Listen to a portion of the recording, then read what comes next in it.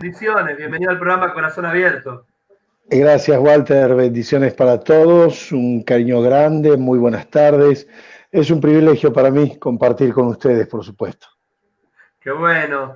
Estamos en este programa donde nos enfocamos en poder escuchar a los hombres de Dios, escuchar sus corazones. Y tenemos muchas preguntas, muchas preguntas que creemos que pueden edificar y bendecir a otros.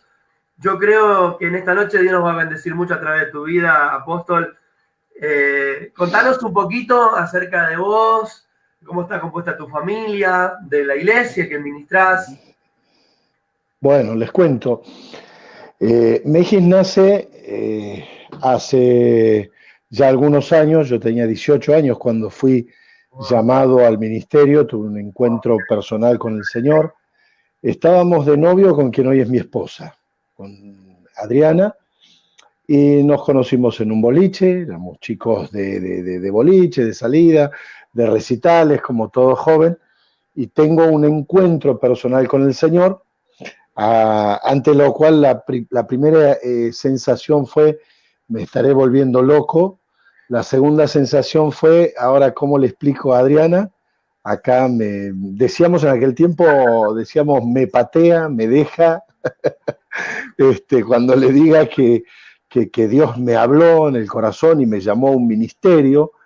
Y resulta que uno de esas tardes de cosas extraordinarias, llega Adriana y llega con una inquietud. Me dice, quiero ir a una iglesia, quiero ver los milagros de Dios. Entonces ahí se comenzó a cerrar todo el llamado. Comenzamos a frecuentar iglesias. Con el tiempo tuvimos que ir a trabajar a Córdoba. Allá conocimos una iglesia de un pastor hermoso, nos invitaron a compartir con ellos. Todos, yo entiendo ahora, profetizaban sobre mí, mi llamado, para qué Dios me había llamado.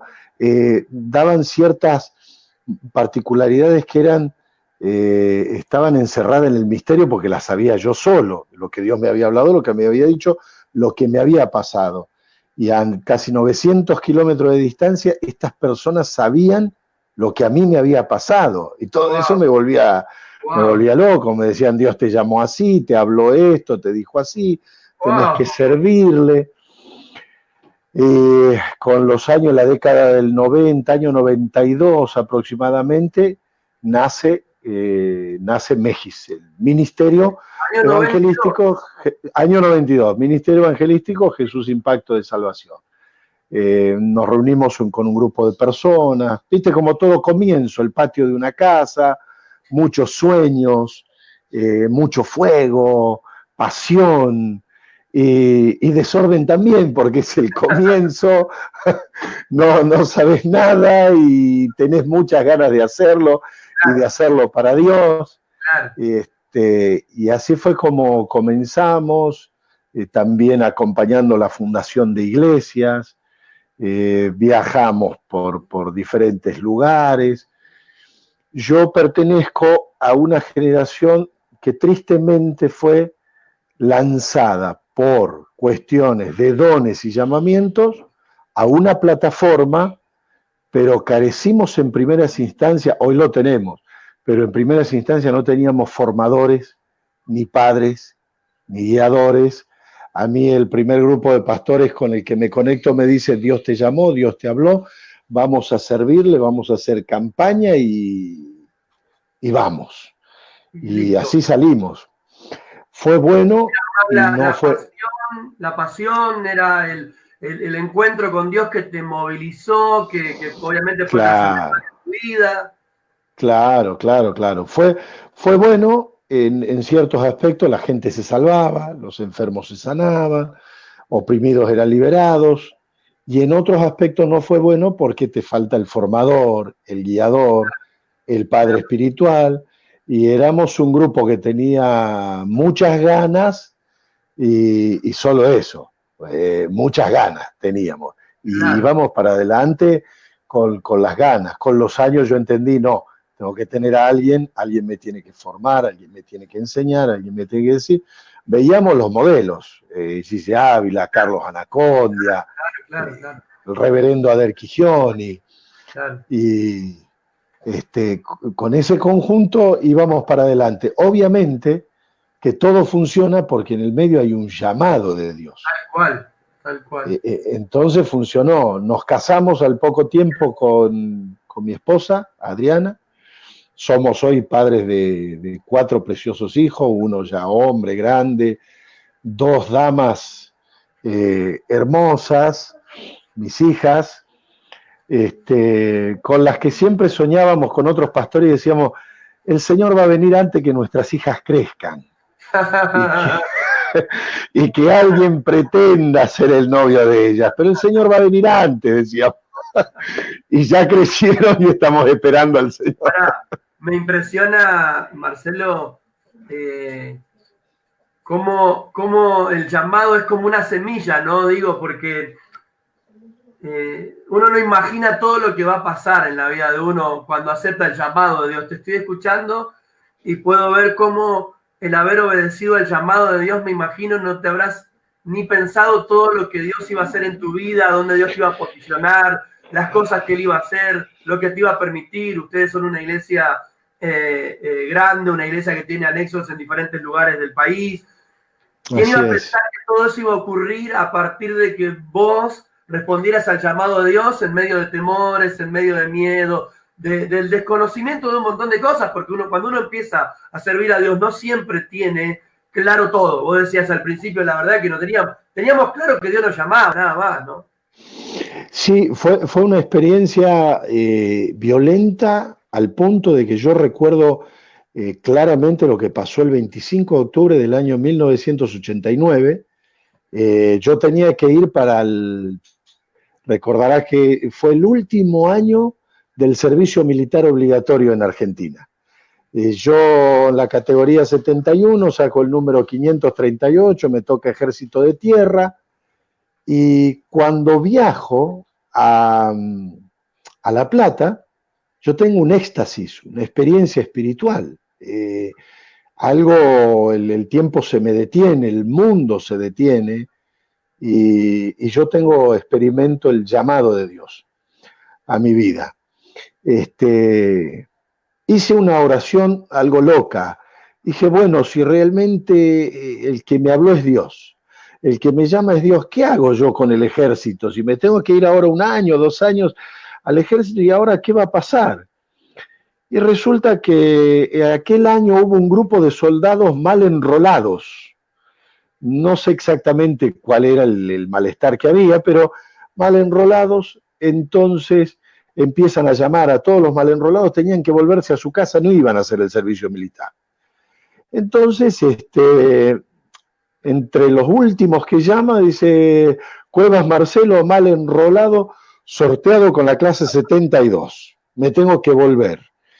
En ese volverme a casa tengo todavía una experiencia más fuerte con el Señor, y yo quería hacer la carrera militar. Mirá lo que me pasa. Entonces digo, bueno, por un amigo me voy a Prefectura, Puerto Madero.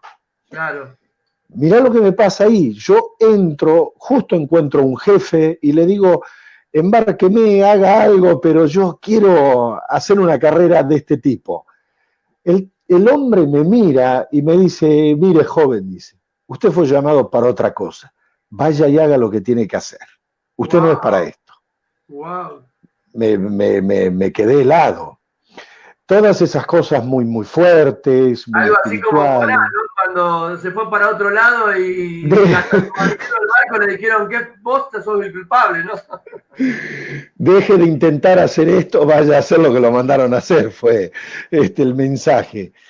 Y dentro de todo lo que no entendíamos, pero se iban juntando una serie de cosas muy dramáticas, y nunca imaginamos que Dios iba a tener un camino como el que tenía para nosotros, hacer lo que hemos hecho estos años, recorrer lo que hemos recorrido, nuestro país, las naciones, wow, conocer la gente que hemos conocido, los contactos a los que Dios nos ha llevado a nivel cristiano o secular también, porque he tenido el privilegio de tratar con presidentes de naciones, charlar con ellos, sin ser nadie súper famoso ni súper reconocido, pero por alguna razón he terminado conversando con personas encumbradas, y siempre a mi lado mi esposa, Adriana, con un llamado fuerte.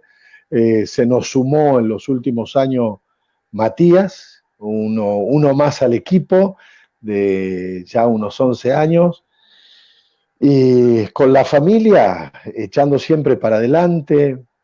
Fundamos varias iglesias, intentamos huir del llamado también, porque cuando las cosas son muy locas, te pasa por la cabeza por un momento que algo está mal. Cuando pensás que todo el mundo te va a amar, aún en la iglesia, porque tenés un llamado. Yo la veía a la iglesia desde afuera y decía, ahora cuando les digan que Dios me llamó, todos me van a recibir, me van a amar, me van a ayudar, me van a bendecir. Y nunca, en los primeros tiempos no entendés por qué sos atacado. Claro. Y eso te quiere llevar a renunciar, es decir, no, porque es como que tenés una imagen y de golpe la imagen se te borró y te encontrás con la realidad, y la realidad puede llegar a ser muy dura. Entiendo a la gente que viene por primera vez a una iglesia y dice, tenía otra imagen yo, creí otra cosa, pensé que... pero estás hablando, porque a veces cuando Dios nos llama tenemos una imagen equivocada de lo que es el ministerio. Creemos que, dice la Biblia, de que Moisés, después de que defendió al israelita del egipcio, él creía que su pueblo entendería de que Dios lo había llamado para ser el libertador de Israel. Y sin embargo, el mismo pueblo de Israel de alguna manera lo desecha porque no era el tiempo, porque Moisés estaba haciendo las cosas humanamente, pero no siempre es como pensamos, ¿no? Uno tiene un sueño a la hora de servir a Dios, pero no siempre se da de la misma manera. Tal cual, tal cual. Yo creo que hay una diferencia entre el sueño idílico que uno tiene, dice, esto va a funcionar de esta manera, y después se enfrenta a la realidad que está determinada por diferentes factores, y lo único que te queda, como lo hemos aprendido con los años, y aún hoy, después de tantos años, todavía a veces nos cuesta, y tenemos que volver a levantar los ojos a Jesús, mirar al Señor, ir con Él y entender que en Él descansamos, que en Él vivimos, que en Él nos movemos, que en Él somos, y que si vivimos para Él vivimos, y morimos para Él morimos, ya sea que vivamos, muramos, somos del Señor. Entonces fuimos entendiendo eso en el camino de nuestra formación y de nuestro ministerio. Obviamente que si a mí me hacen la pregunta, ¿volverías a elegir el mismo camino o decirle que sí a ese llamado? Sin lugar a dudas. Con mi esposa volvemos a hacerlo, salvando todos los errores que nosotros mismos cometimos. Claro. Después el resto es maravilloso, pero el camino está lleno de errores nuestros. Pero el Señor no nos ha fallado nunca. Qué bueno lo que decís, ¿no? Y mostrar esto, que el llamado no siempre se da como nosotros lo pensamos, que, como vos decís, muchas veces el llamado es idílico, soñamos con cosas que luego al principio no se dan, ¿no? Luego sí Dios va acomodando las cosas. De hecho, hoy sos apóstol de un ministerio en crecimiento, de expansión, que tiene anexos en la provincia, donde día a día, incluso en cada vivo que vos hacés, tenés cientos de personas que están mirando constantemente, pero eso no fue así al principio. El camino hacia lo que hoy Dios está haciendo con vos no fue así, por lo que vos contás. De hecho, inclusive esperabas una cosa que no ocurrió, que la gente te aceptara, te amara o creyera de principio nomás en tu ministerio, pero la verdad es que no siempre pasa así, ¿no? En el camino uno va aprendiendo, comete errores. Me encanta esto que dijiste, que uno comete errores y uno aprende de los errores, porque hay como mucha gente que cree que primero tiene que ser perfecto para poder hacer todo lo que Dios le manda, ¿no? No, yo siempre, con los años he aprendido que si vamos a esperar a ser perfectos para hacer aquello que Dios nos ha mandado a hacer, entonces no lo vamos a hacer nunca. Perfecto es Dios y se está manifestando a través de nosotros que somos falibles, somos imperfectos, estamos camino a la perfección. Nada de lo que hacemos mal, estoy seguro, nada de lo que nos puede salir mal lo hacemos adrede, no lo hacemos a propósito, no lo hacemos queriendo. Nos duele mucho el error, nos duele mucho fallarle al Señor, nos duele mucho enfrentarnos a la realidad de que tenemos un llamado de Dios y todavía seguimos en el estuche humano con todas las debilidades humanas. Nos duele, nos caemos, nos levantamos, seguimos adelante. Nos duele mucho cuando de repente, a mí me pasó esto, les cuento esto, comienza el ministerio y yo tenía la Biblia, la lectura de la Biblia, nada más. Yo leía, en mi nombre echarán fuera demonios y sanarán a los enfermos. Nos pasa una noche que una persona está sentada en el fondo de la iglesia estaba llena de gente, en una de las iglesias que ayudamos y colaboramos para fundar, y yo decía a la persona, quiero orar por usted porque Dios me marca que ore por usted, levántese y venga, y del fondo me hacían que no, que no, que no, y yo insistía, no, que se levante y venga. Y todos los hermanos cada vez más eran los que decían que no, que no, que no. Y yo insistía, es que se levante ahora y venga para acá. Entonces se levanta y todo el mundo explota, canta, grita, salta. ¿Qué era lo que había pasado? Era una persona en sillas de ruedas, estaba paralítico. Pero yo nunca vi la silla de ruedas en la multitud, estaba tapado. Yo solo sabía que si veo la silla, no sé si digo que se levante. La realidad es esa. Si veía la silla, entonces corrió el rumor de, cuando corrió ese rumor, yo recibo mi primer apodo, digamos, en el camino del Señor. Dice, este es un enviado de Satanás, es un dragón. Así me ponen, un dragón que vino a hacer milagros, falsos milagros. Y yo me quedé impactado porque digo, yo pensé que era bueno esto de los milagros, pensé que era bueno. No pensé que generaba algo malo, pensé que esto era buena onda. Y seguimos orando por liberación, por milagros, los milagros se siguieron dando, se siguieron manifestando, y comencé a encontrar la oposición dentro de la hermandad misma, ese juicio, ese temor. Algunos decían, no, es muy nuevito en el llamado como para levantar un paralítico, es demasiado nuevo, tendría que tener cierta experiencia. Pero en realidad, bueno, yo lo único que tenía era fe, yo creía, en ese caso puntualmente yo creía que Dios quería que ore por esa persona, pero si lo veía en silla de rueda creo que no lo llamaba así. Todo el mundo me lo tapaba y tanto insistí yo que el hombre recibió fe, se levantó de la silla y caminó. El hombre ya partió con el Señor hace unos años, pero desde ese día caminó hasta el último día de su vida. Fue un milagro que perduró en el tiempo. Qué importante el respaldo de Dios, porque acá veo esto, Marcelo, que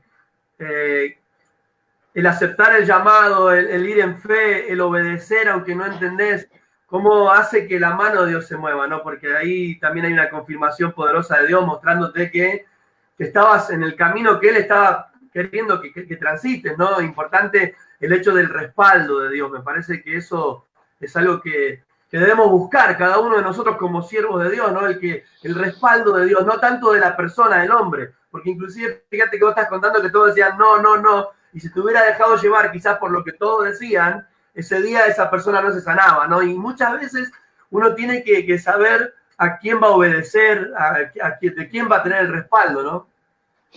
Tal cual, cada vez se sumaban más las personas que trataban de indicarme de que el hombre no se iba a levantar porque estaba en sillas de rueda, entonces que no lo llame porque estaba como incomodándolo y él decía no me puedo levantar, avísenle al pastor y todo el mundo, pero yo insistía en esa voz interior, en esa realidad interior, en esa percepción que uno tiene de parte de Dios, insistía que tengo que orar por esa persona, así que se levante de su silla y venga. Pero yo pensaba que era una silla normal, pero tal cual como vos decís, es un poco que si yo hubiera ido con la corriente que decía que no, Bueno, yo también hubiera resuelto de que no. Yo porfié contra esa corriente y vi al Cristo de los milagros. De ahí, obviamente, más allá de la crítica, no me sacó nadie nunca más, y un pastor me enseñó, un pastor mayor, él me dijo, me trató así, me dijo: hijo, cada vez que des un culto, en el nombre de Jesús, algo tiene que pasar, algo sobrenatural tiene que pasar. No puedes comenzar una reunión y terminar una reunión sin que algo sobrenatural suceda, porque no te estás predicando a vos mismo, me dijo, sino que estás predicando un Dios todopoderoso.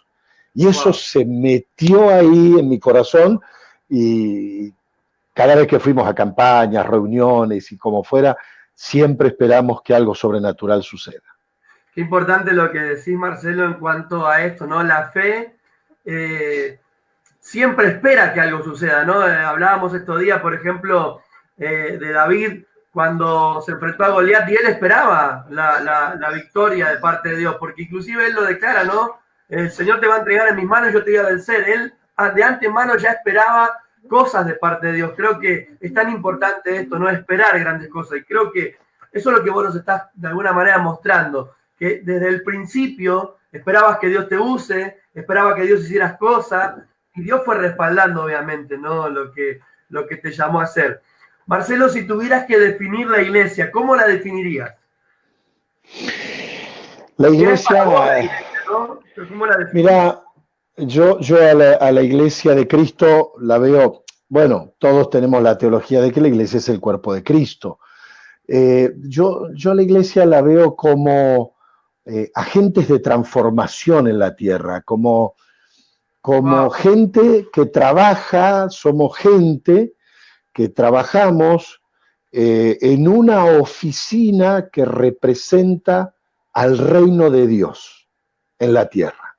Para mí el conjunto de la iglesia son embajadores que trabajamos en este mundo como en una oficina representando la cultura, los valores, los principios del reino de Dios en la tierra. Entonces, para mí... de transformación, agentes de cambio. Cuando vos marcás esto, Marcelo, de alguna manera estás desafiándonos y confrontándonos también, porque vos decís agentes de cambio, y la pregunta que surge es, ¿está cambiando la gente a nuestro alrededor? Porque ahí hay un desafío. O sea, vos decís, somos agentes de cambio. Eso implica que cada uno de aquellos que conformamos el cuerpo de Cristo, que somos la iglesia del Señor, debiéramos estar produciendo cosas alrededor, ¿no? La gente a nuestro alrededor debiera estar siendo o confrontada por nuestra vida o cambiada por nuestra vida. Tal cual. Mirá, con el tema que estamos viviendo, con la hora en la que vivimos, de pandemia, de gran expectación, de temor, de angustia en la gente, me ha tocado vivir la experiencia de que muchos creyentes me preguntaron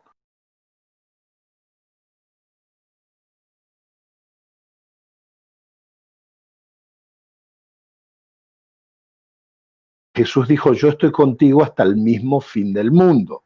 Ahora, haga una cosa, vaya usted, porque si usted que es creyente está inquieto por el fin del mundo, el vecino no me imagino cómo está. Entonces, claro, vaya usted al vecino y dígale, vecino, tranquilo. Ahora, si tiene a Jesús, si no tiene a Jesús, reciba a Jesús, que Él nos va a acompañar. Así sea esto el fin del mundo, Jesús va a estar con nosotros. Entonces, el agente de cambio llevó la palabra de paz, de esperanza, de cambio, operó yo creo que en la misión más inmediata, que es la misión de nuestro barrio, nuestro vecino, nuestros amigos, y ya produjo un cambio que va a introducirse dentro de una casa, que va a introducirse en una familia, que va a cambiar corazones y que al mismo tiempo va a tocar parientes, va a tocar amigos, va a tocar compañeros de trabajo, y todo comenzó en un momento con un creyente.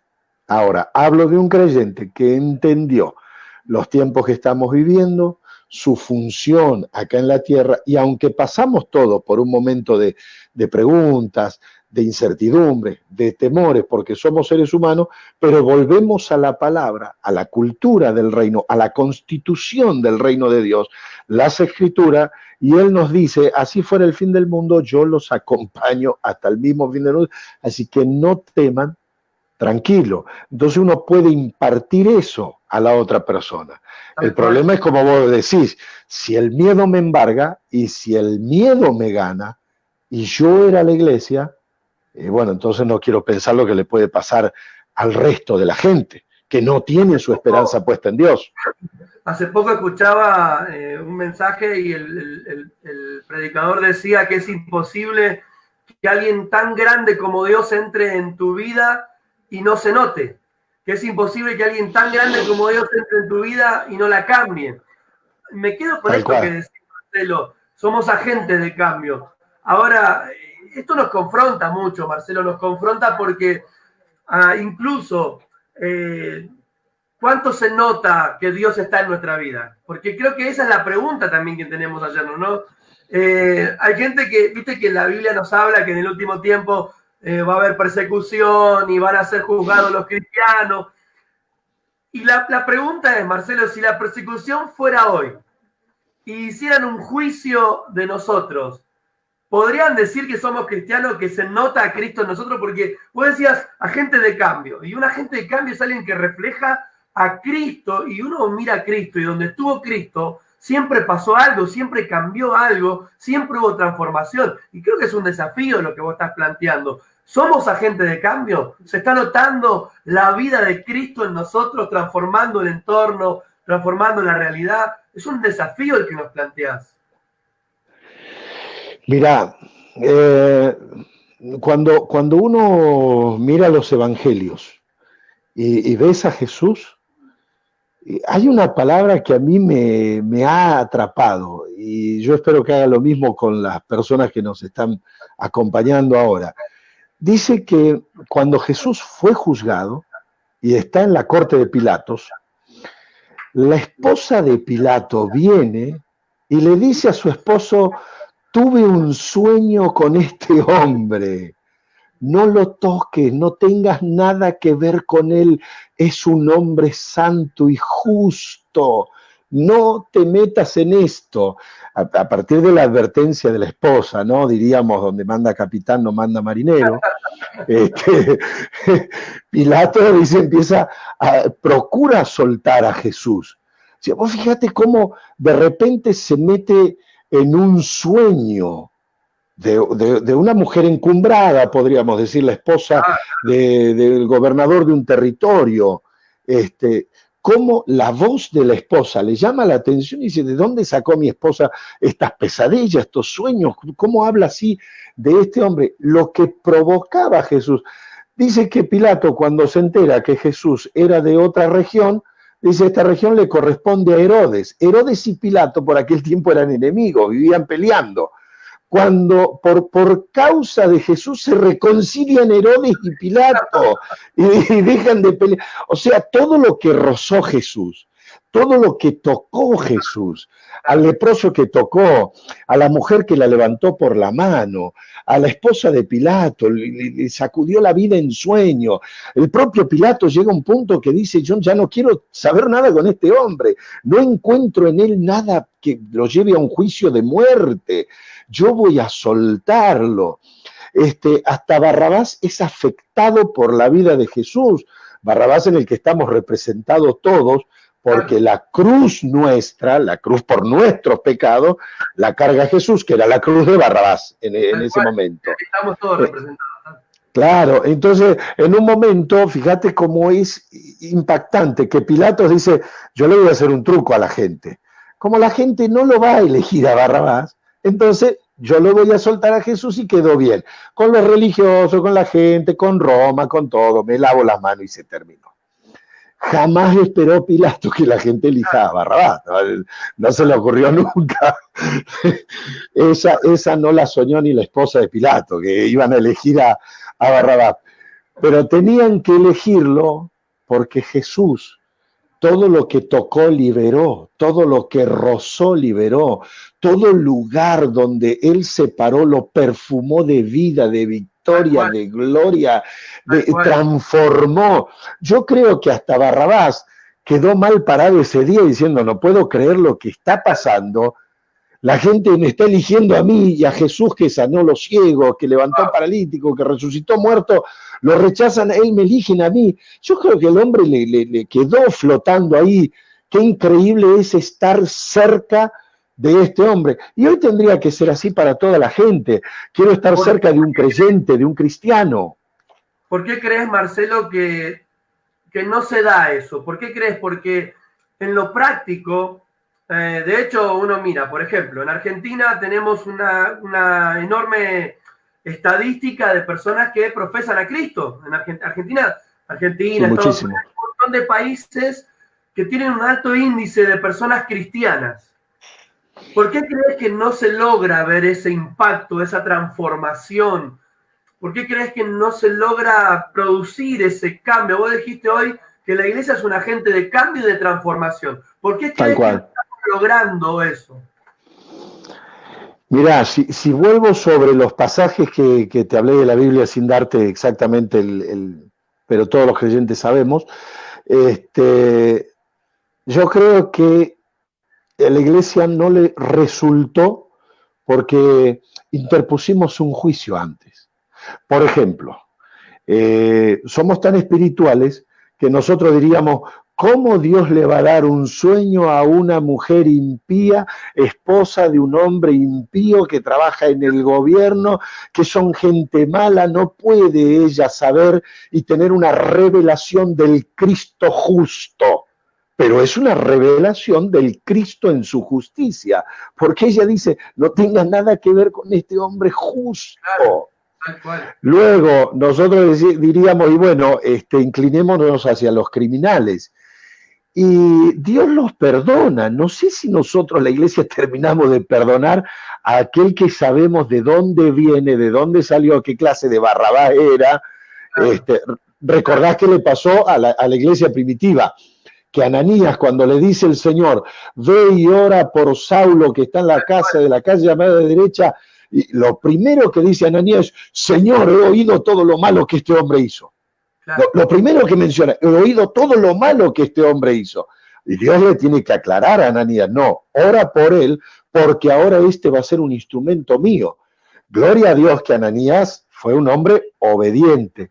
Entonces yo creo que por ahí sería la mentalidad religiosa que muchas veces tenemos, esa mentalidad religiosa que no nos permite dejar que Dios haga la obra, ¿no? Exactamente, no podemos observar los cuadros. Jesús toca a la mujer. Recordá los discípulos con la mujer samaritana. Vuelven y dice que ellos quedaron en duda qué hacía hablando Jesús con una chica, digamos. ¿Qué hace con una chica? ¿Que por qué está? O sea, cualquiera diría, mirá el truquito que nos hizo. Nos mandó a comprar y él se tenía que encontrar en el pozo de Jacob con una chica. Todas esas mentalidades no nos llevan a ser una iglesia perfumada con vida para perfumar, una iglesia que derroche la gracia de Jesús. O sea, la estamos escatimando, no la estamos derrochando a la gracia, la estamos escatimando. Romanos 8:32 dice que Dios no escatimó ni a su propio Hijo, sino que lo entregó por todos nosotros. ¿Y cómo no nos dará con él también todas las cosas? Y por ahí nosotros fallamos en que nos enjuiciamos mutuamente, nos enojamos, a veces nos decimos de todo. En las redes sociales, vos sabés que no tenemos miramiento, no tenemos límites. Y el mundo lo ve, la gente lo ve, la gente no es tonta, se da cuenta. Y dice, si esto no se quieren ni ellos, no sé si me quieren. El mismo Señor dijo de que el mundo va a creer en la medida que vean que somos uno, ¿no? Y de alguna manera ahí está lo que decís, ¿no? Que hemos sido nosotros los culpables por ahí de que no se manifieste del todo esa transformación, ese cambio. Si tuvieras que decir cómo es una iglesia exitosa para vos, Marcelo, ¿cómo se ve ante tus ojos una iglesia exitosa? ¿Qué tiene? ¿Qué características tiene? Porque hablamos de que la iglesia es un agente de transformación, pero ¿cómo es esa iglesia para tus ojos? Te voy a dar la visión que me dio mi esposa Adriana, desde que levantamos iglesias nosotros.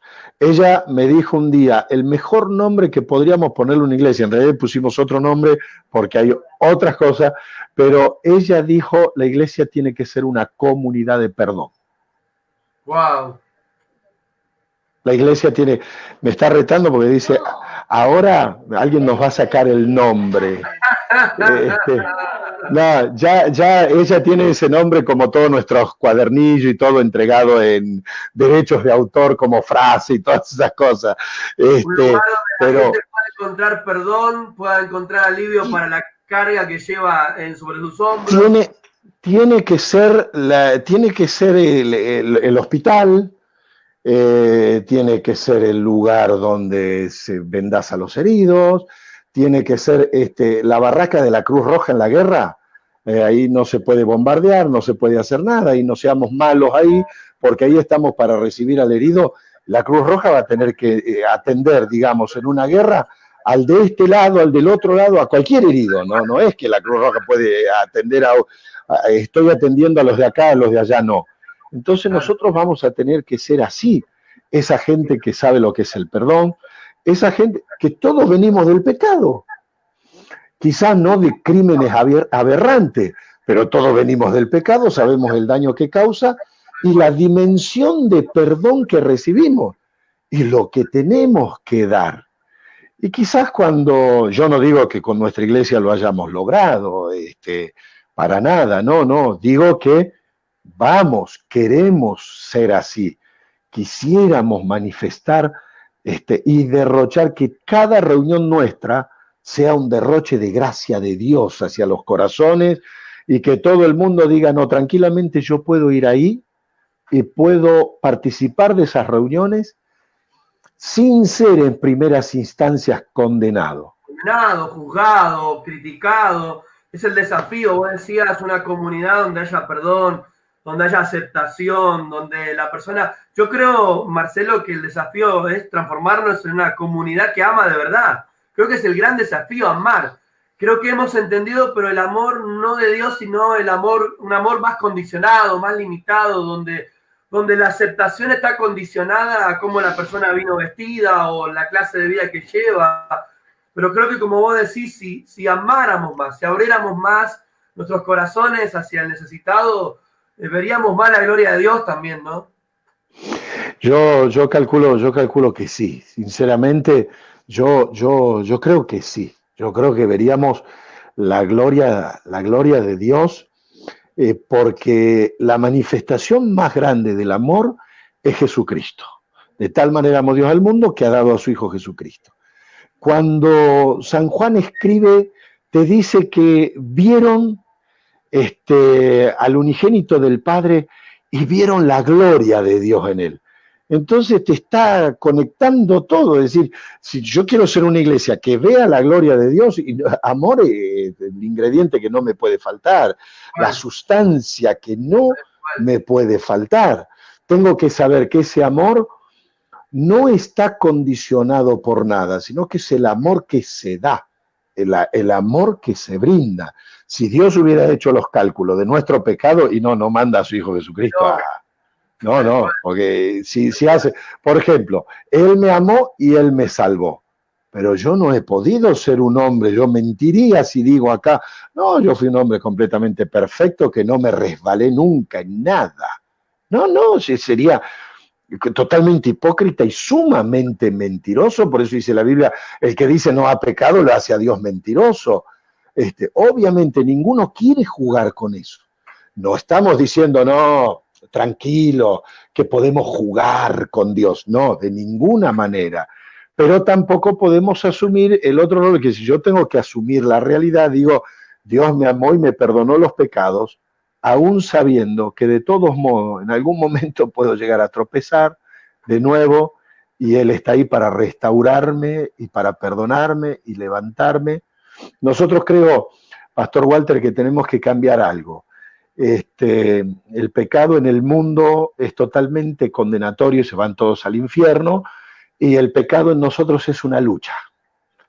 Entonces es como que... ¿Sabes qué te iba a decir, Marcelo? De que quizás estemos olvidando como aquella historia que nos contó Jesús de la deuda, de la gran deuda que fue saldada, ¿no? Sí, Yo creo que por ahí estamos olvidando eso, Marcelo. Una vez que nos hacemos cristianos, claro, dejamos de mirar un poco la condición en la que estábamos o lo que éramos, y entonces nos volvemos un poco religiosos, un poco fariseos también, y entonces empezamos a mirar, como decía Jesús, la viga en el ojo del otro, ¿no?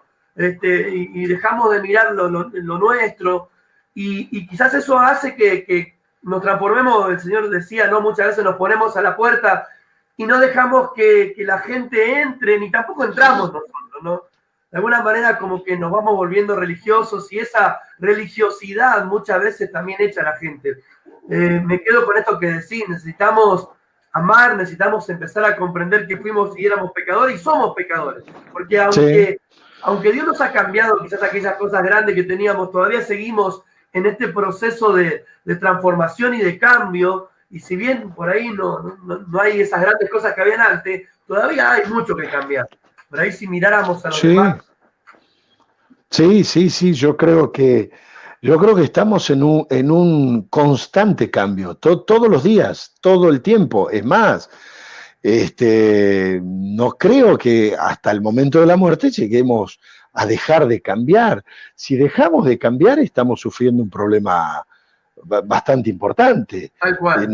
Porque estaríamos diciendo, bueno, yo llegué y yo lo logré, por eso no necesito más cambio. Alguien me dijo a mí, mire, Dios no cambia. Entonces yo dije, claro, pero usted dígame por qué es que Dios no cambia. Entonces me dice la persona, porque está escrito. Bien, sí, pero ¿por qué está escrito eso? Primero, Dios no necesita cambiar. Por eso no cambia, porque Él es Dios. Si Él necesitara cambiar, entonces no sería Dios. Pero esa palabra no significa que yo no necesito cambiar, que la iglesia no necesita cambiar. De hecho, yo pienso, por ahí me equivoco, pero yo pienso que después de esta pandemia no podemos volver a ser iglesia de la misma manera que la hemos hecho hasta hace 100 días atrás. Yo creo que todo esto nos está diciendo, punto aparte, hay un cambio para la iglesia, para los órdenes mundiales, la política mundial. En todo orden se está experimentando un cambio, y sería triste que la iglesia no experimentara un cambio y desarrollara un liderazgo a la altura de las circunstancias que van a venir luego de esta pandemia. Tal cual, sin duda. Apóstol Marcelo, si tuvieras que decir desde tu óptica, porque hay mucha gente hoy que no le encuentra la vuelta a la vida, que no le encuentra el propósito a la vida, que no le encuentra significado a la vida. Si tuvieras que dar tu opinión, ¿qué hace para vos que la vida valga la pena ser vivida? Hay mucha gente que ahora nos está mirando y que no le encuentra significado a la vida, pero me gustaría escuchar tu corazón. ¿Qué hace para vos que la vida valga la pena ser vivida? Mirá, te cuento y les cuento a todos. Yo crezco en un hogar muy pobre, con un viejo muy laburador, una viejita muy laburadora. Intentaron hacerme estudiar bien, no lo lograron, épocas muy difíciles en la economía. Ellos tenían una estrategia, revolvían el guiso de la olla, y cuando llegábamos mi hermano y yo, le decíamos, papá, mamá, ¿comieron? Sí, lo que dejamos es para ustedes, coman todo. Y lo único que habían hecho era ensuciar platos, revolver el guiso, y no habían comido, lo dejaban todo para nosotros. Vi lo que me estás hablando, lo vi en la vida de mi padre. Tanto dolor en la vida, tanta frustración lo llevó a ser un hombre muy alcohólico, muy alcohólico. Llegó al punto de no encontrarle sentido a la vida en nada, ni con sus hijos, ni con su esposa, ni con nada. Buscó en la religión. Él tenía su santa favorita, una estampita que la llevaba con él siempre en el bolsillo. Y un día yo lo traigo del potrero, del campito de fútbol que jugaban con los hombres, y después la cultura del potrero, ¿no? Nos quedamos a tomar algo entre amigos, pero él se le iba la mano. Entonces yo iba a buscarlo. Y él me abrazó en el fondo de mi casa, me abraza y dice, hijo mío, las vergüenzas que te hago pasar, la ruina que es mi vida, no tiene sentido mi vida. Wow. Entonces saca la estampita de su bolsillo, la pone en el piso, busca una vela, le prende una vela y se arrodilla. Yo a todo esto llorando, niño, miraba el cuadro lleno de impotencia y miraba el cuadro y él lloraba y le dice a esa figura, ayúdame, cámbiame, porque lo pierdo todo, transformame. Y en el estado alcoholizado en el que estaba, cayó sobre la vela, Y entonces yo, la mente de niño, ¿viste? Dije, ¿y qué poder tendrá este? Digo, no lo aguantó ni a mi viejo, se le cayó encima y la aplastó, pero es la mente de niño, ¿viste? Uno piensa así.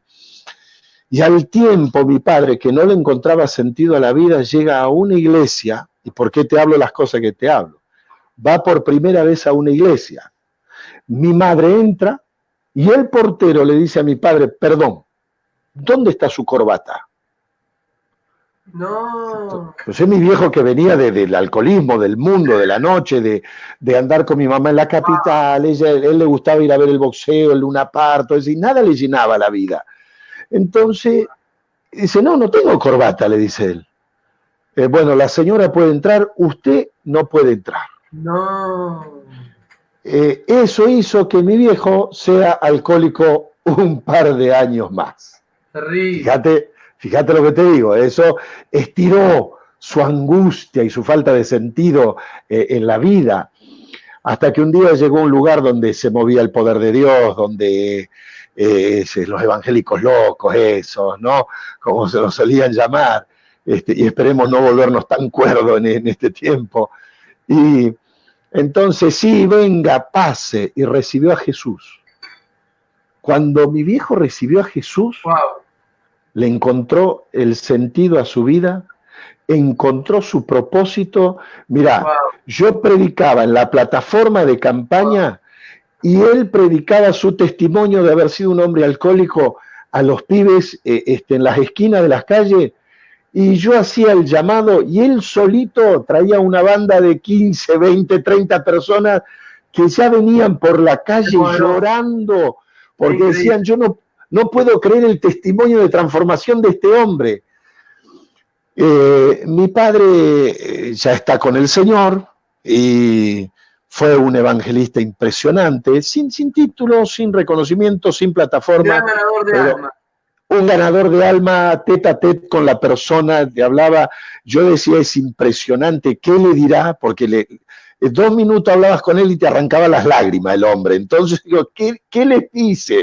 Yo quería saber su secreto. Qué poderoso habrá sido en tu vida eso, Marcelo, de ver a tu padre totalmente. De ver a tu padre perdido y ahora verlo predicar a Cristo, ganar almas, transformado. Sí. Wow.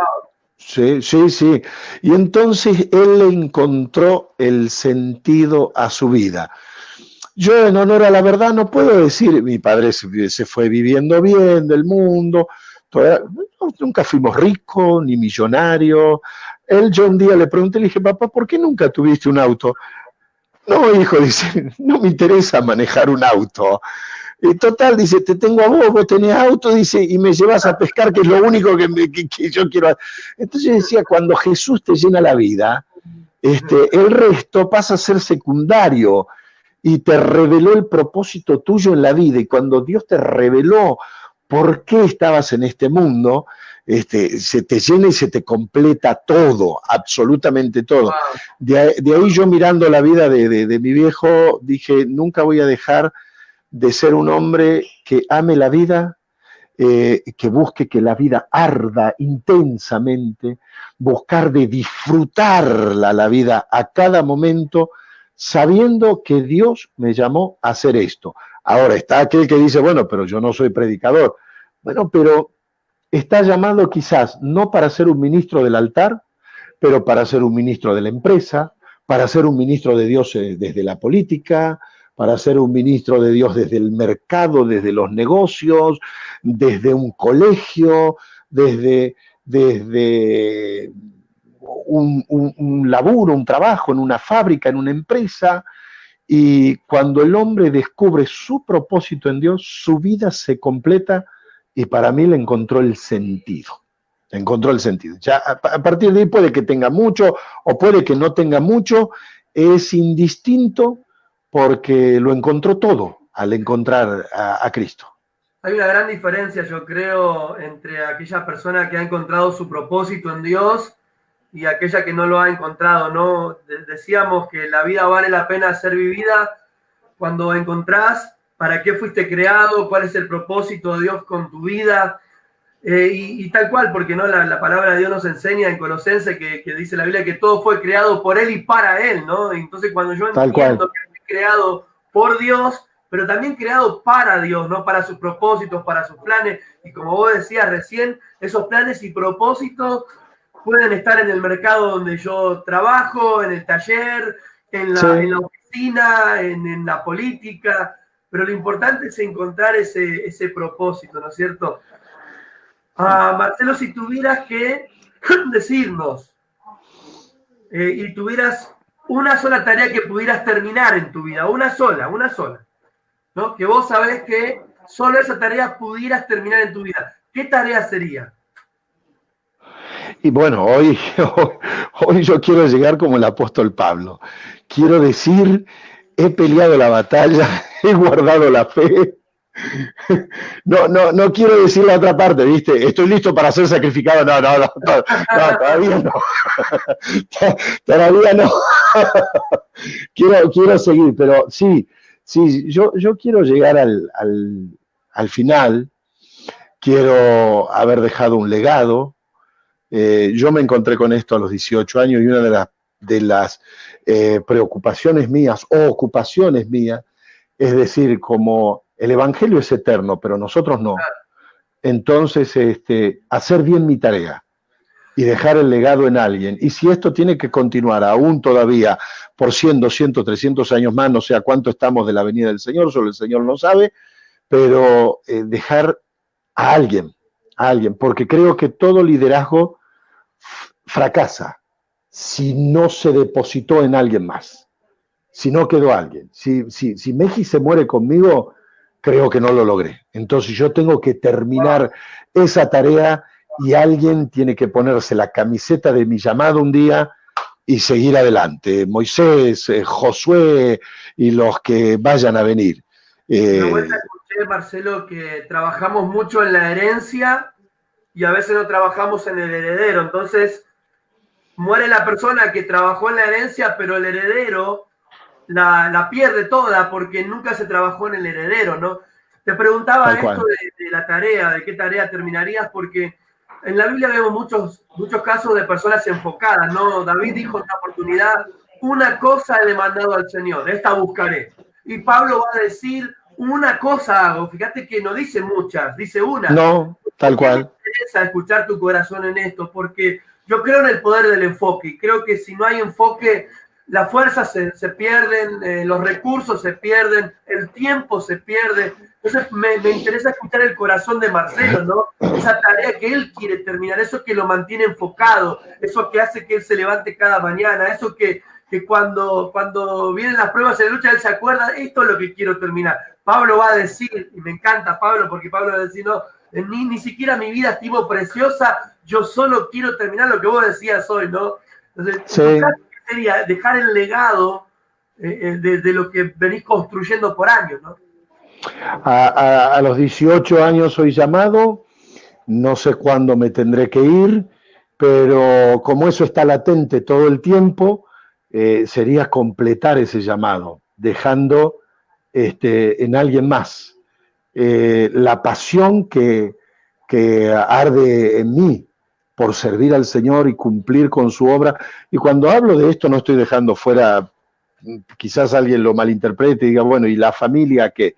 No, se entiende que el llamado involucra todo. El llamado involucra todo. Y ahí tengo... Lo que querés dejar, evidentemente, está... Exactamente. La familia y todo esto, ¿no? Exactamente, tal cual. Entonces, pero sí es completar bien mi llamado, no quedarme en el camino, como dijo Pablo, no venga yo mismo a ser descalificado, habiendo sido heraldo a muchos, habiendo traído a muchos al camino del Señor, habiendo bendecido y activado a pastores que son hijos espirituales nuestros y colocándolos en su ministerio, un día quedar yo mismo a la vera del camino sería muy triste. Quiero completar eso. Ese es el enfoque. Y gracias a Dios tengo la familia que empuja también por lo mismo, ¿no? Igual, decías así hace un ratito, ¿no? Que querés poder tener la posibilidad de decir como Pablo, he peleado la batalla, ¿no? He guardado la fe y por lo demás me resta la corona que el Señor me dará, pero para eso hay que tener mucho enfoque. Y digo esto, Marcelo, ¿sabes por qué? Porque creo que vivimos en un mundo que distrae mucho, distrae muchísimo. Sí. Un mundo sí. donde hay tantos ofrecimientos, Marcelo, incluso en el camino del Señor. Uno debe tener un enfoque, uno debe tener claro de qué se trata la vida de uno, hacia dónde uno va y qué quiere dejar. Creo que esto es determinante. Y vos decías, quiero dejar un legado y quiero que cuando yo no esté, eso que Dios me dio pueda continuar, ¿no es cierto? Te cuento lo que nos pasó en el trayecto, en el camino del ministerio. En varias ocasiones nos ofrecieron trabajar con algún ministerio, pero dejar de ser quienes somos. Wow. Y eso encendió la alarma siempre de mi esposa y en mi corazón. Y digo, pero a mí me suena muy fuerte que Dios me llamó a hacer esto que estoy haciendo. Y colaboro con todos, te ayudo, te acompaño, voy. Yo, como le he dicho a mucha gente, yo no tengo ningún problema en que vos prediques y yo barro la plataforma, no hay ningún problema. Yo acomodo la silla y vos predicás. Yo no tengo ese problema. Pero no me pidas que deje de ser el hombre de este ministerio, porque Dios me llamó a esto. Un día me dicen, mirá, te damos un sueldo, tanto en dólares, una iglesia de 2.500 miembros, tu 4x4, una finca en la montaña, trae tu familia porque nos falta un pastor. Y la tentación fue enorme, no te voy a decir que no. Fue una tentación enorme, pero lógicamente yo tenía que archivar Mejis y dedicarme a otra cosa. Y cada vez que yo digo archivar Mejis, es más, se lo dije así a mi esposa por decirle, mirá, me ofrecieron esto. No, mi esposa ni le tembló la pera, ni titubeó, dijo, olvídate. No, ya está, gracias, no hay ningún problema. Vas y los visitás todas las veces que sea necesario, viajales, predicales, ayudamos, pero nosotros somos Mejis y no podemos dejar, somos de Cristo, obviamente, pero hacemos esto en el Señor. Me encanta, pero la tentación estuvo ahí. Me encanta poder escucharte porque cuando uno ve el éxito que Dios les ha dado y que Dios les da y todo lo que están haciendo y la extensión del reino que están teniendo, yo soy de los que cree que el éxito no es casual, el éxito es muy intencional y que hay cosas que son muy puntuales. Entonces, mientras yo te escucho, yo puedo ver determinación, puedo ver fe, puedo ver enfoque, puedo ver un corazón que ama.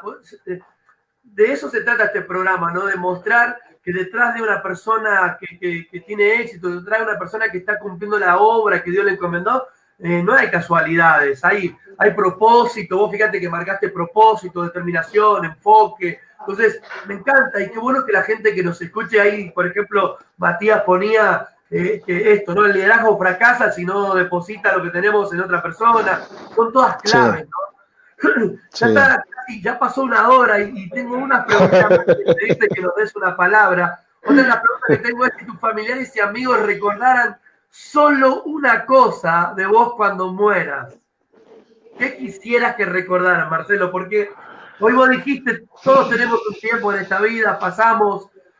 Esto también es importante, ¿no? ¿Qué quiero que recuerden? Solo una cosa, no hay muchas posibilidades, ¿no? La pregunta es si tus familiares y amigos recordaran una cosa de Marcelo Cuevas.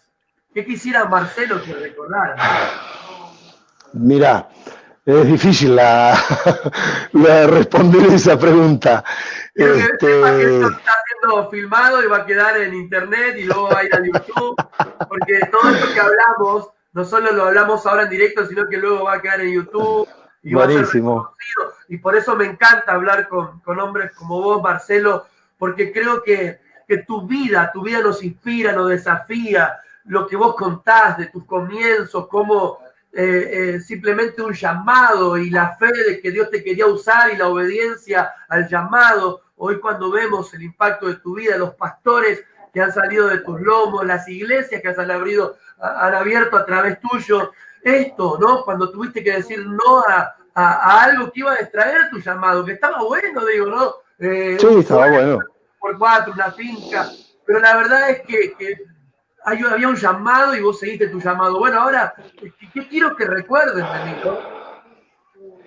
Mirá, yo quisiera, me tocó hablar hace unos días con alguien y darle una palabra, y la palabra que me pegó fuerte fue la de 1 Corintios 4, versículo 1, creo que es, que dice en la versión Reina Valera: téngannos los hombres por servidores de Cristo y administradores de los misterios de Dios. Y me encanta todavía mucho más la versión de la traducción del lenguaje actual, porque dice: téngannos los hombres como simples servidores de Cristo. Y es como que tomo ese téngannos como para el recuerdo también.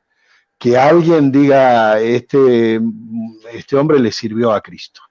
Nada más.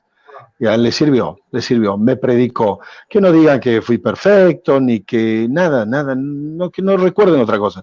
Simplemente le sirvió a Jesús, le sirvió a su iglesia, le sirvió a alguien, a alguien le sirvió, a alguien le sirvió. Qué lindo, sí, que te recuerden así, Marcelo, qué lindo. Sí, me parece que sí.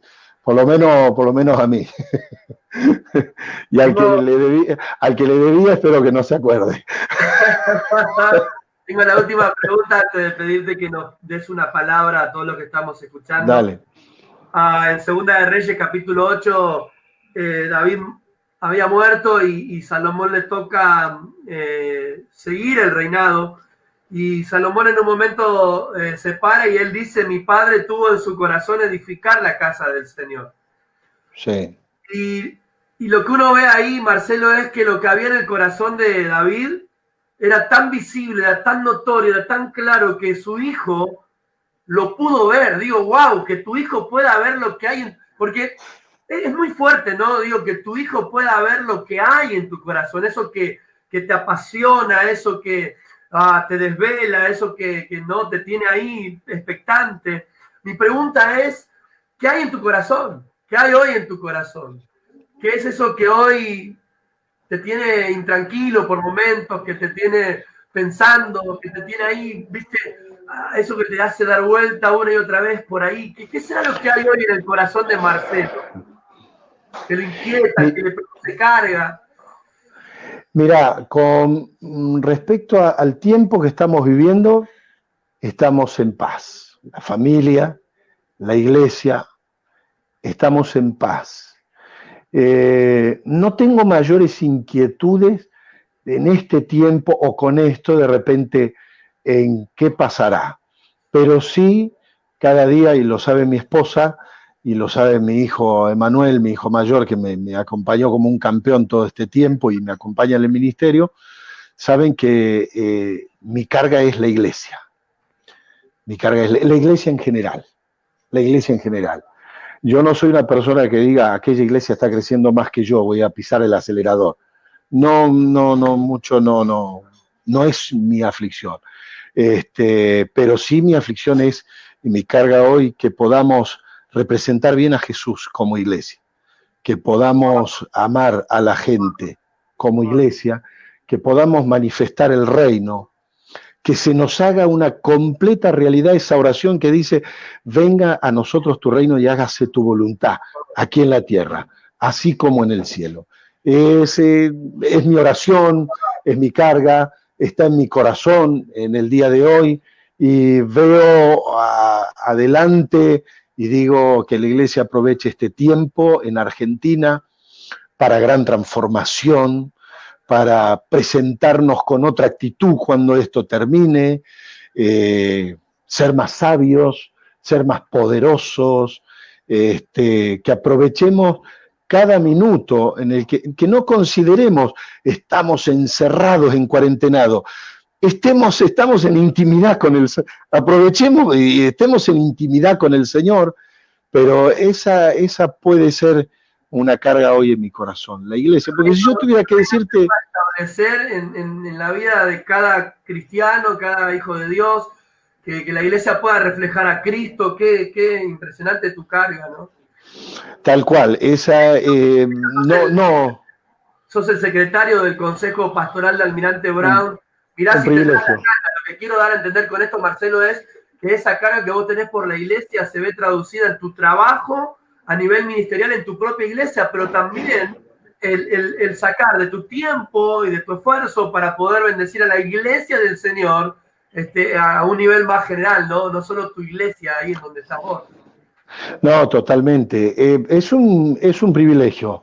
No sé si me eligieron a mí por capacidad o no había otro y si le cayó la suerte a Matías, le cayó la suerte a echaron suerte y dijeron vos. Pero para mí es un privilegio servir, ayudar. Marcelo, es muy visible tu carga por la iglesia, es muy visible tu preocupación. De hecho, ahí estás siempre mensajeando en el consejo, en el grupo de pastores. Sí. Eso marca mucho la pauta, ¿no? Del líder. Y esta carga que tenés, wow, qué carga poderosa, ¿no? De que la iglesia pueda ser levantada, ¿no? Puesta en alto en el nombre de Jesús para bendecir a otros, obviamente, ¿no? Exactamente, es la carga que está en mi corazón y es lo que me preocupa hoy en día, y es lo que me lleva a poder servir, trabajar, estar, y preguntarle a los pastores en el grupo, hola, ¿cómo están? ¿Cómo está la esposa? ¿Cómo están los hijos? ¿Cómo está la familia? Porque creo que también teníamos que romper algunos modelos viejos que le ha pasado a grandes predicadores. Llegás a un congreso y alguno te dice, ¿cuánta gente tenés en la iglesia? ¿Cuántos ganaste? ¿A dónde viajaste? ¿Con quién predicaste? ¿Con quién estuviste? A mí me invitó este año fulano de tal. Y vos llegás a un punto donde decís, y mi esposa no te importaba, mis hijos no te importaba, mi matrimonio no te importaba. Entonces yo hago siempre, desde que escuché eso, hago esa pregunta. ¿Cómo estás? ¿Cómo está tu familia? ¿Cómo está tu economía? ¿Cómo está la iglesia? ¿Cómo está todo? Después si me decís, mirá, acabo de llegar, de dar vuelta al mundo y predicar el evangelio, lo escuché a Carlos Anacondia decir eso en un programa del pastor Bongarrá en Rosario, y dijo Carlos algo impresionante, dijo, recorrimos, no sé cuántas naciones había recorrido. Cuando él termina de decir las miles de almas que se habían ganado, dice, y nos pareció que echamos un vaso de agua en el océano. Yo dije, wow, Señor, este hombre acaba de recorrer el mundo y le pareció echar un vaso de agua en el océano, pero sí, es cierto. ¿No es cierto, Marcelo? Totalmente. Por eso te digo que yo... Hoy donde muchas veces confundimos la popularidad o a veces pasa con el tema de las redes, creemos que todo se trata ¿viste? Entramos en esta vorágine de los medios de comunicación, ¿no? Del rating, no tanto de lo que hacemos y de lo que somos, ¿no? Claro. Lo que hacemos, ¿no? Como dijiste hoy, que me recuerden como un siervo de Dios. Ahora, hay Dante Gebel, una prédica, decía, no hay siervos de Dios que son puestos para lugares donde quizás nunca van a ser conocidos, ¿no? Ese siervo de Dios que los lleva a Dios a la punta de las montañas donde hay una tribu de indios que son 20 la tribu total o son 50 la tribu total y que esa persona sabe que el máximo auditorio de su iglesia van a ser 50 personas, ¿no? Ahora, ¿es más siervo él? ¿Es menos siervo él que este que está acá en la gran ciudad y tiene 3.000 miembros? ¿Qué cosa, no, claro, seguramente que no pasa por ahí. Un poquito nos hemos dejado arrastrar todos porque al ser humano, ¿a qué ser humano no le gusta emprender algo y tener éxito, no? Es bueno. nos permitimos también una celebración, hicimos una campaña, ganaron las almas, nos permitimos una celebración, no se tiene que convertir en la, claro, pero no se tiene que convertir en la esencia. Yo soy una persona que estudia mucho estadísticas, soy un apasionado de la iglesia y estudio mucho el tema de las estadísticas, Marcelo. Y dentro de eso he encontrado, por ejemplo, testimonios de pastores y hombres de Dios que de repente se ganaron 30, pone 80 almas para Cristo. Llega un punto que nos hace mal esta cuestión ¿no? del éxito, de los números. Entonces, es interesante lo que vos marcás, ¿no? Anaconda viene de recorrer el mundo y dice, no, para eso agua en el océano. Y vos, wow. Yo siempre cuando lo escucho decir cosas así, digo, entonces yo no existo. No, te voy a contar una. Geográficamente esto sucede en Misiones, San José, la localidad de San José. Yo estoy invitado a predicar. Y yo siempre lo tomo ese mensaje y digo, señores, fue un impacto lo que sucedió ahí, porque la iglesia se desbordó y la gente estaba en la calle. Y luego les digo el número de gente que había. En realidad entraban 25 adentro y había 5 en la vereda. No, había 30, pero de todos modos, no estoy mintiendo, el templo estaba lleno, se desbordó hasta la calle. Pero en realidad éramos 30, no había más. Pero sí, por ahí nos gusta inflar esos números y esas cosas. Por eso yo en este sentido digo, como mi carga en este tiempo en la iglesia, hago esa pregunta: ¿cómo estás vos? ¿Cómo está tu esposa? ¿Cómo están tus hijos? ¿Cómo está la vida más natural, la vida de todos los días? ¿Cómo estás renegando con la vida? Aquellos que dicen esta gente súper santa que no tiene problema con nada, y no, nosotros estamos, yo siempre digo, Dios me ha limitado, me deja que me enoje hasta que se ponga el sol. Y cuando va cayendo la tarde empiezo a dar vuelta, ¿viste? Porque tengo un problema. Digo, quiero seguir enojado, pero el Señor me dijo, no, hasta que se ponga el sol te dejo. Tal cual. Me encanta poder hablar de todo esto, Marcelo, porque creo, sin duda y con todo mi corazón, creo que esto tira por tierra un montón de conceptos equivocados y de pensamientos que nos marean, nos confunden, pero que no son de Dios finalmente, ¿no? Yo creo en esto que vos decís, en el servicio, en el amor verdadero hacia la gente, en la preocupación real por las almas que se pierden, en esto de poder cumplir el propósito que Dios tiene con nuestra vida. Creo en estas cosas que hablamos hoy, Marcelo, y creo que necesitamos, como decía el apóstol Pedro, a mí no me es molesto decirles siempre la misma cosa y para ustedes es seguro. Y yo creo en esto, Marcelo. Creo que el mensaje que tenemos que bajar tiene que ser un mensaje que no confunda, que no maree, sino que un mensaje que nos haga entender quiénes somos en el propósito de Dios, el plan de Dios. Esto que decía el Señor, y cuando Dios los use mucho, dijo Jesús, ustedes simplemente digan, siervos inútiles somos, no hicimos más de lo que se nos mandó a hacer. Me encanta.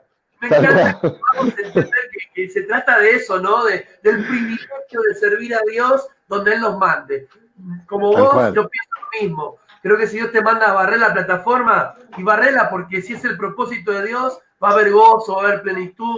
No reneguemos de lo que Dios nos mandó a hacer, seamos lo que Dios nos mandó a hacer, ¿no?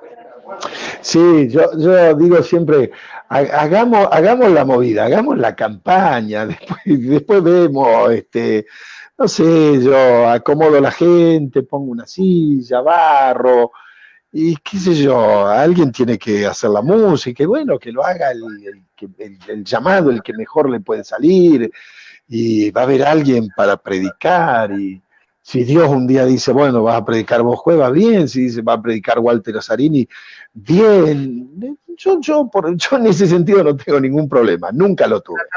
Nunca lo tuve.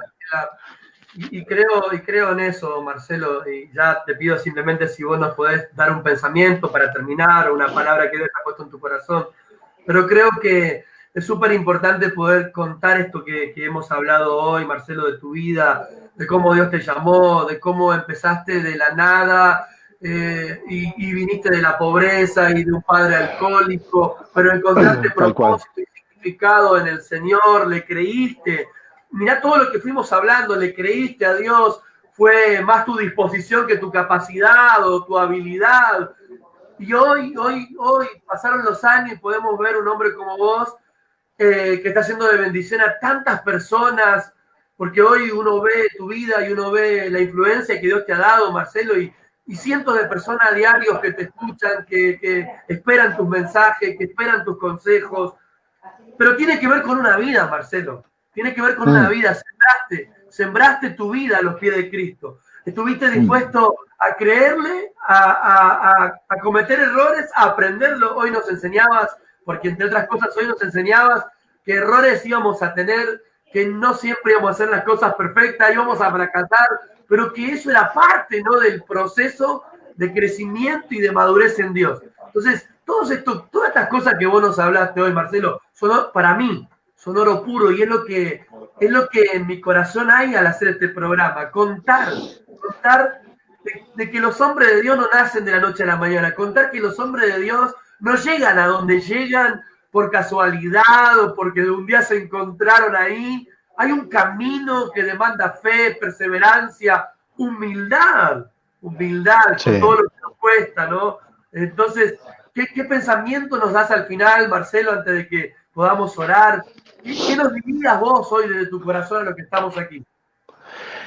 Mirá, hay una palabra que es parte de una de las literaturas que nosotros hicimos para el equipo de la iglesia. 1 Corintios 4:7 dice, porque ¿quién te distingue o qué tienes que no hayas recibido? Y si lo recibiste, ¿por qué te glorías como si no lo hubieses recibido? Como si fueras el inventor de esto. Y en realidad en esto no inventamos nada, lo recibimos de Dios. Entonces, yo enseño a mis líderes, le digo, los dones los recibimos, el carácter lo formamos.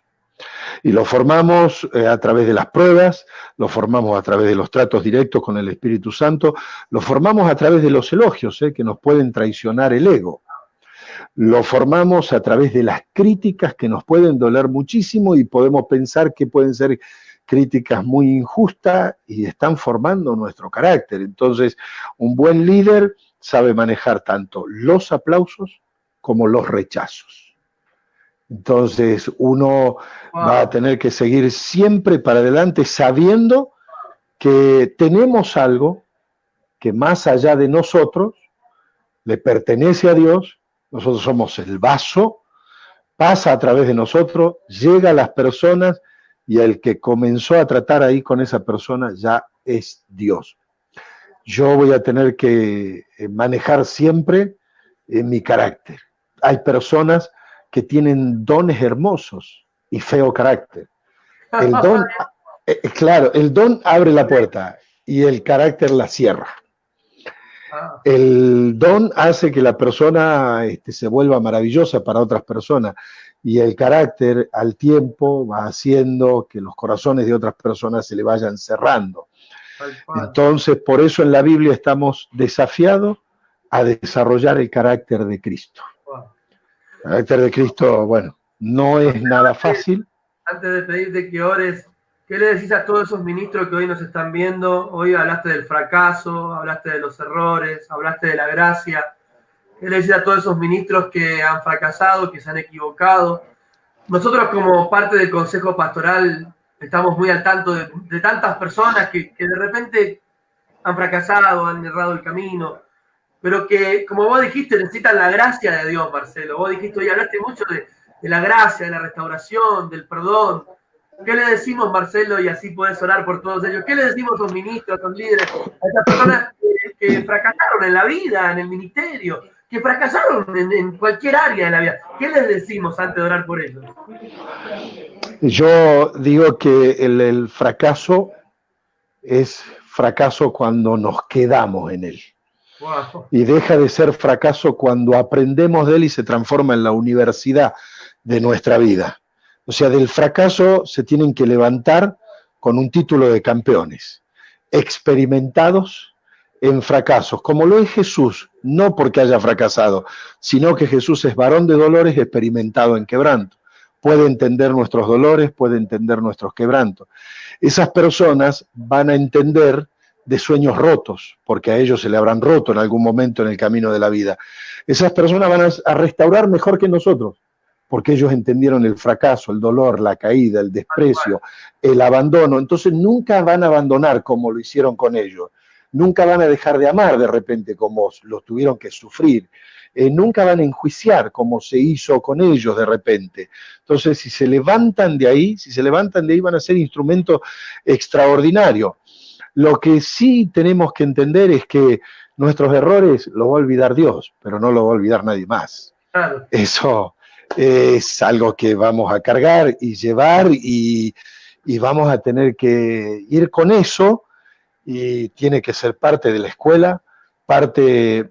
No se puede ministrar al Señor efectivamente sin llevar las marcas de Cristo.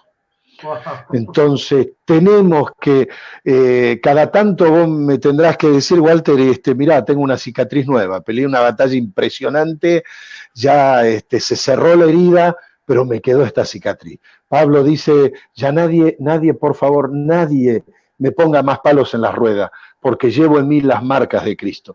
Esa gente, esos siervos y cualquier persona no debe quedarse en la lona del fracaso. En el nombre de Jesús tienen que levantarse, tienen que ser restaurados, tienen que permitir que el Espíritu Santo le devuelva la vida a la obra de Dios que hay en ellos, y tienen que volver a fluir, sabiendo que van a ser gente de gran inspiración para otros que van a pasar todavía por momentos como ese, chicos jóvenes que vienen al ministerio, como yo lo fui alguna vez, y experimentás dolor, experimentás soledad, experimentás críticas, experimentás tantas cosas, y tienen que saber levantarse de ahí y seguir, agarrarse de Cristo y seguir. A veces nadie más que Cristo nos va a entender, y nadie más que Cristo nos va a acariciar. No sé si todas las mujeres del barrio entienden a la mujer que Jesús tomó de la mano y la levantó. Creo que no todas las damas de sociedad de aquel tiempo la entendían, y tampoco creo que todos entendían a Jesús, decir cómo la toca, por qué la levanta, cómo la perdona. Moisés ordenó apedrearla. No van a entender todos, pero no hay que quedarse en la lona, hay que levantarse. Y cuando nos levantamos, debemos saber esto, el temor de Dios debe ser lo que marque nuestro rumbo. No podemos jugar, no podemos volver a jugar con fuego y golpearnos de nuevo y caer de nuevo. Debemos vivir dependiendo del poder y del amor del Espíritu Santo. Apóstol Marcelo Cuevas, te agradezco muchísimo. Antes de orar, quiero agradecerte profundamente tu sinceridad, tu empatía con las personas que nos están escuchando. Y digo empatía porque yo sé que al hablar de todo esto lo haces porque querés ser de bendición a esas personas que están pasando por aquello que un día vos pasaste. Querés enseñar a otros y alentar a otros a levantarse de tus errores, porque nos contaste al principio que cometiste muchos errores. Agradecerte profundamente este tiempo, que sé que tenés un tiempo muy comprimido por todo el trabajo que haces. Agradecerte muchísimo, darte gracias por este tiempo que nos regalás y por todas las bendiciones que nos dejás. Me gustaría si vos pudieras orar para terminar el programa por cada una de las personas que nos ven. Claro, sí, cómo no. Yo te agradezco a vos que me hayas invitado. Vi que tenías unos invitados, siempre los sigo, invitados de lujo. Cuando me invitaste, digo, ¿qué hago yo ahí entre los invitados de este hombre? Pero bueno, vamos a aprovechar la oportunidad. Te agradezco muchísimo. Oramos entonces. Padre, te damos gracias hoy. Señor, te doy gracias por la vida del pastor Walter, por su esposa, por su familia, y te ruego milagros para su esposa. Señor, milagros en su ministerio, en su familia espiritual, en su equipo de liderazgo. Te ruego, Señor, por la vida de jóvenes, muchachos, chicas, hombres y mujeres de reino, de palabra, de pastorado, de ministerio, de apostolado, que estuvieron con nosotros, que nos acompañaron. Te ruego por ello, te ruego por aquel que se siente cansado, abatido, triste, angustiado, aquel que quiere tirar la toalla. Señor, yo te ruego por esa persona, te ruego que lo levantes, te ruego que nos limpies a todos de todos pecados, nos purifiques, nos laves por tu palabra y con tu palabra para que podamos reflejar cada día más a Cristo en nuestra sociedad que tanto necesita de una iglesia viva y eficaz en este tiempo. Señor, levanta gente extraordinaria, gente fuera de lo común. Señor, manifiéstate de una forma especial, engrandécete a través de tus hijos. Yo oro, Señor, para que ahora ocurran milagros en los que están enfermos, sanidad y liberación, porque no hay distancias para el Espíritu Santo. Yo creo que donde está la gente necesitada, ahí lo pueden recibir. Padre, en el nombre de Jesús, reciben ahora milagros de sanidad, de liberación, de restauración, de prosperidad, de cambio, de transformación. Y sé que tienes control de esta pandemia y cuando esto haya terminado, un poderoso avivamiento tomará lugar en las naciones antes de tu venida, Señor. Gracias te doy, amén y amén. Amén. Apóstol, muchas gracias. Gracias por bendecir nuestras vidas, gracias por abrir tu corazón, gracias por edificarnos, gracias por ayudarnos a construir un legado, esto que hablabas hoy, ¿no? Todo esto que hablaste ayuda a enfocar, a trabajar, y creemos que Dios va a usar todo esto. Bendiciones, muchas gracias. Qué bueno, gracias, bendiciones, saludos a todos, bendiciones.